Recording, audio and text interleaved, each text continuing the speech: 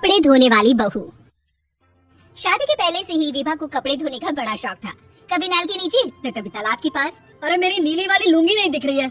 विभा की अम्मा कहाँ रखी है लुंगी? अरे वो तो विभा ने परसों ही धोकर रखी थी आपकी अलमारी में, देखो वहीं होगी। वो ना मैंने आज धो दी, मुझे लगा कि गंदी हो गई होगी। अरे कैसे गंदी हो गई थी, उसे तो मैंने पहना भी नहीं। हे भगवान, इस लड़की के कपड़े धोने की आदत से परेशान हो गया हूँ मैं।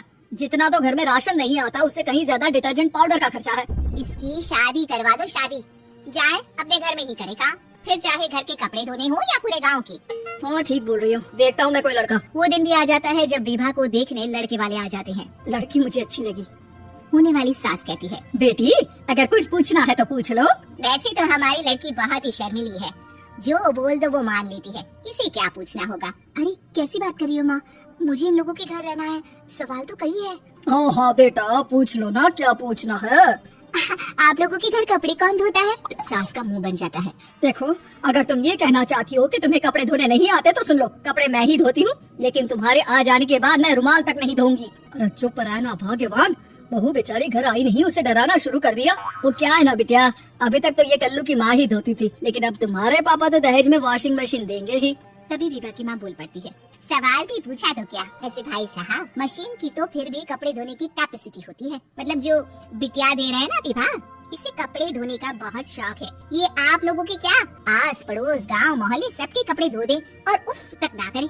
बाहर देखा नहीं आपने कितने कपड़े सूख रहे हैं, सब हमारी बिटिया ने ही तो धोए हैं। बस भी करो ना माँ, शर्म आ रही इतनी तारीफ सुनकर। और तो और एक दाग निकाल कर दिखाओ तो मान जाओ। हाँ अच्छा अच्छा, माफ करना बेटा, मैंने गलत समझा, हमें तो रिश्ता बहुत पसंद है। और ऐसे जुड़ जाता है रिश्ता कपड़े धोने का शौक रखने वाली विभा का। उसकी शादी हो जाती है कोयला फैक्ट्री में काम करने वाले कल्लू के साथ। शादी के बाद अचानक विभा चिल्लाती हुई सास के पास आती है, सासू माँ, अरे सासू माँ कहाँ है आप? ये तो धोखा है, धोखा दिया आप लोगों ने मुझे। इस ससुर के चक्कर के बारे में पता चल गया। अरे तो उसमें तुझे क्यों धोखा मिला है? अरे नल में पानी नहीं आता, कपड़े कैसे कब धुलेंगे? अच्छा अच्छा, तो पानी नहीं आ रहा उसकी बात कर रही है। तो आपने क्या सोचा? कुछ नहीं। अच्छा तेरी माँ ने कहा था कि कपड़े धोने का शौक है, तुझे याद आया मुझे। शौक शौक बोलकर कपड़े धोने वाले मेरे जुनून को कम ना आके सासू माँ, कपड़ा धोना मेरा गुरूर है। तभी पति भी वहाँ आ जाता है। अभी अभी मैंने इसे सनी देओल की फिल्म दिखाई है, उसी के डायलॉग मार रही है माँ। अच्छा सुन, साफ साफ बता रही हूँ, पानी सुबह 4 से 6 और शाम को 10 से 12 आता है, समझी? विभा टाइमिंग सुनकर हैरान हो जाती है, ये क्या भूतों का मोहल्ला है?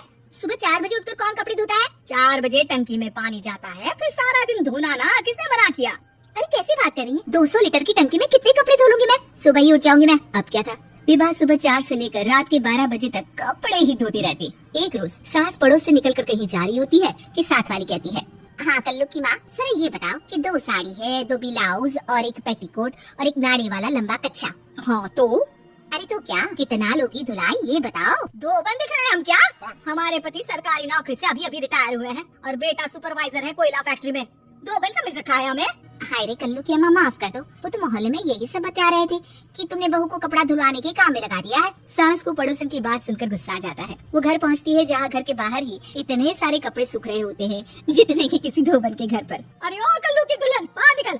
माँ जी यही आ जाओ, बाथरूम में चादर धो रहे हैं हम। अरे अभी हम धोते हैं, तुमको बाहर निकलो। ये आस पड़ोस वाले बोल रहे हैं कि हम बहू से कपड़े धुलवा कर उसे कपड़ा धोने वाली बना दिए हैं। अरे छोड़ो ना माँ जी, किन लोगों की बातों में आती हो? आस पास के लोगों का तो काम ही होता है कि वो किसी तरह सास बहू को लड़ा दे। बहू सारे घर के कपड़े धोती है, ये क्या कम है? बोलिए। सास को भी लग जाता है कि वो बहू का ये संकीपन नहीं छुड़वा सकती, इससे अच्छा है कि खुद ही चुप हो जाए। एक रोज सास और बहू मंदिर जाते हैं, जहाँ सास की साड़ी वहाँ खड़ी भीख मांगने वाली से मिलती है। माँ जी क्या बात है, आपकी साड़ी उस भिखारन से कितनी मिल रही है ना? हाँ हाँ देखो तो, दोनों की साड़ी मिल रही है। क्या बात है कल्लू की अम्मा, तुम खुद को तो अफसर की बीवी बताती हो और ऐसी सिंपल सी प्लेन साड़ी पहनकर घूमती हो। सिंपल और प्लेन नहीं है ये साड़ी। तो क्या सोने के धागे से फूल बने हैं? कुछ भी सासू माँ, कुछ भी। हाँ बने थे इस साड़ी में सोने के धागे से फूल। मेरे पति लेकर आए थे मद्रास से स्पेशली मेरे लिए 10,000 की। ताहे भाई साहब इस भिखारन के लिए भी सेम टू सेम साड़ी लेकर आए होंगे 10,000 की। सास उस वक्त कुछ नहीं कहती, लेकिन बहू के साथ घर आती है और अलमारी से एल्बम निकाल कर लाती है। ये साड़ी देख रही है, ये वही साड़ी है जिसे मैंने अभी पहना था। इस साड़ी में ये जो चमकदार फूल दिख रहे हैं ना, ये सोने के धागों से काटे गए हैं। लेकिन तू लोकल वॉशिंग मशीन ब्रश से घिस घिस कर सारे फूलों को निकाल कर साड़ी प्लेन कर दी। मुझे माफ कर दीजिए सासू माँ। और तो और, जब मैंने तुझे तेरी गलती के लिए कुछ नहीं कहा, लेकिन तूने तो सबके सामने मेरा मजाक ही बना दिया। क्यों? बहू को समझ में आ जाता है कि अब से उसका कपड़े धोना बंद।